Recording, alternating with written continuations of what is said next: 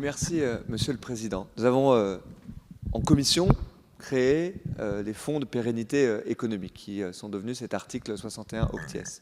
Je pense que c'est un article qui est très important et qui était très attendu par un grand nombre d'entreprises qui feront un choix qui est un choix courageux. Cet amendement, c'est un amendement pour renommer ces fonds de pérennité économique en fonds de pérennisation. Et puis pour lever tout suspense, puisque nous avons eu la discussion avec monsieur le rapporteur général, Roland Lescure, qui est très impliqué sur ce sujet-là, nous voulons au fond appeler ces fonds des fonds de pérennité.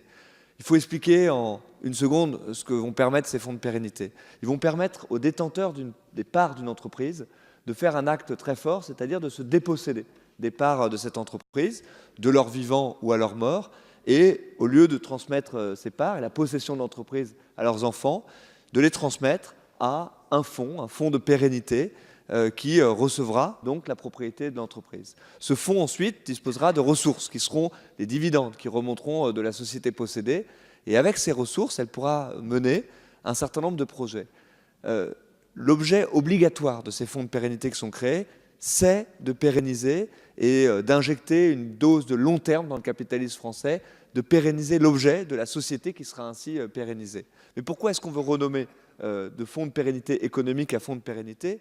Pour porter l'idée qu'avec les ressources dont disposera le fonds de pérennité à l'avenir, elle pourra mener des projets pour la pérennité économique, bien sûr, de l'entreprise possédée, mais également des projets d'intérêt général. Si ce fonds de pérennité souhaite mener des projets 100% philanthropiques, elle pourra évidemment, avec les ressources qui seront apportées par les dividendes, mener des projets 100% philanthropiques. Je crois que cet objet-là, qui existe dans des pays nordiques, dans des pays allemands, citons quelques grandes entreprises, Bosch, Rolex, Lego, Novo Nordisk, toutes ces entreprises sont aujourd'hui possédées par ce qu'on appelle, de façon plus générique, des fondations actionnaires. Eh bien, nous créons ici, avec cet article 61 octies, la fondation actionnaire à la française, avec ses spécificités, qui s'appellera dorénavant un fonds